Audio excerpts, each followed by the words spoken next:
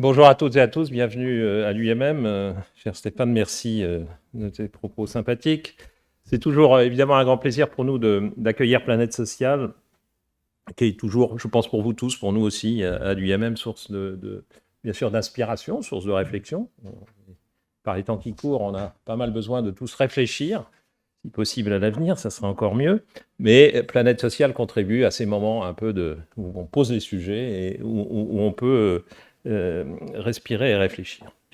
Alors le thème du jour que vous nous proposez, l'entreprise et l'administration du travail, pourrait paraître pour les entreprises que je représente un tout petit peu anxiogène. Il faut bien l'avouer. Voilà. Alors, quand en plus on regarde le programme, c'est plus de l'anxiété. Enfin, c'est sujet, j'imagine, très important que vous allez traiter. Le contrôle, voilà, l'inspection du travail. Donc, côté entreprise, on n'est pas tout à fait réjoui. Alors, décision prise, alors là, c'est inflation normative pour nous. Donc, s'il vous plaît, pas trop de décisions.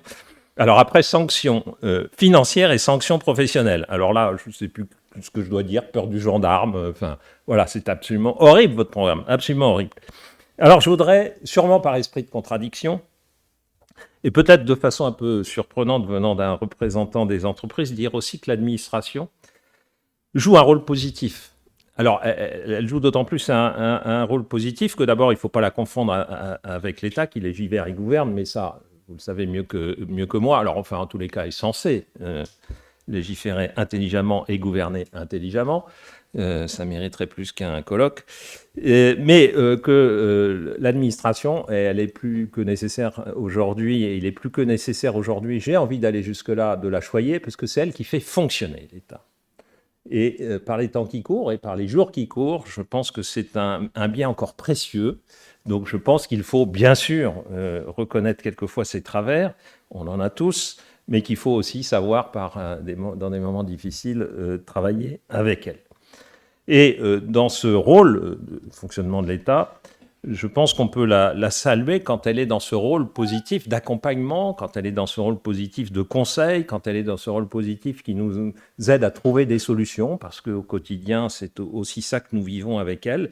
Et j'insisterai en plus quand elle essaie de promouvoir le dialogue social, bref, d'essayer de mettre les partenaires sociaux, pour ce qui nous concerne notamment, sur leur terrain pour trouver eux-mêmes les solutions plutôt que de se les voir imposées par d'autres.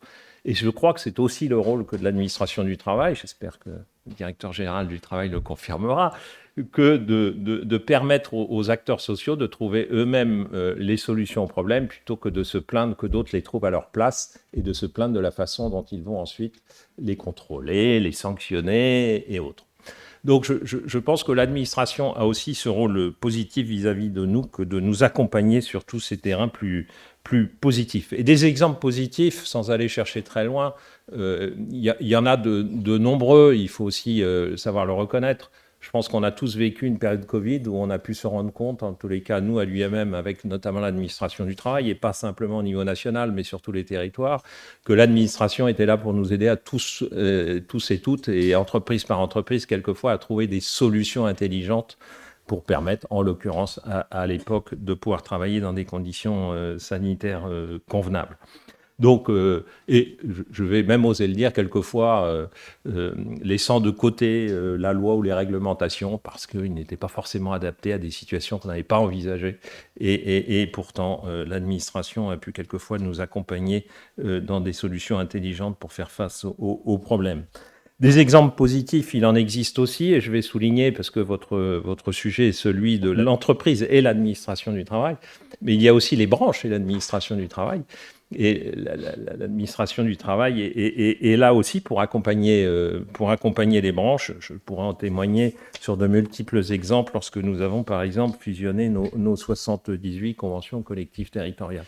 Bien sûr que ça s'est fait dans le cadre de la négociation, mais ça s'est fait aussi dans un cadre, j'ai envie de dire, quasi partenarial avec l'administration tout au long de cette négociation.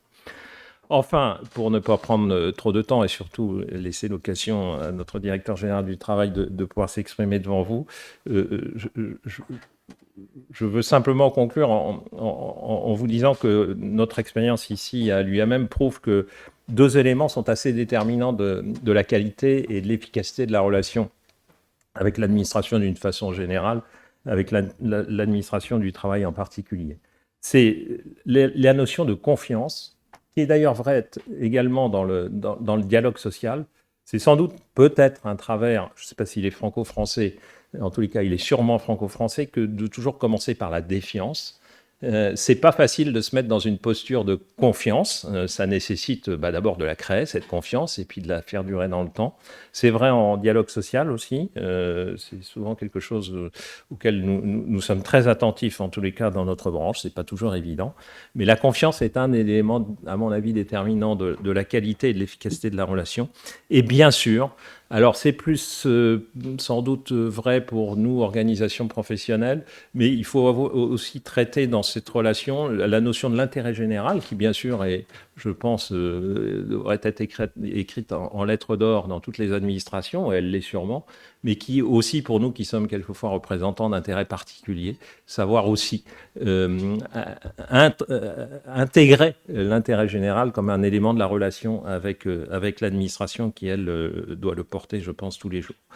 Mais évidemment, encore faut-il que toutes les parties, que ce soit dans le dialogue social ou dans les relations avec l'administration, ou même d'ailleurs avec l'État quelquefois, soient d'accord pour créer ces relations de confiance et créer cette relation qui va permettre aussi d'intégrer l'intérêt général dans les relations qu'on peut avoir. Voilà, je vous remercie, je ne vais pas plus loin, ça ouvre des perspectives pour d'autres colloques sûrement, mais je vais laisser la parole à Pierre Ramin, directeur général du travail. Merci.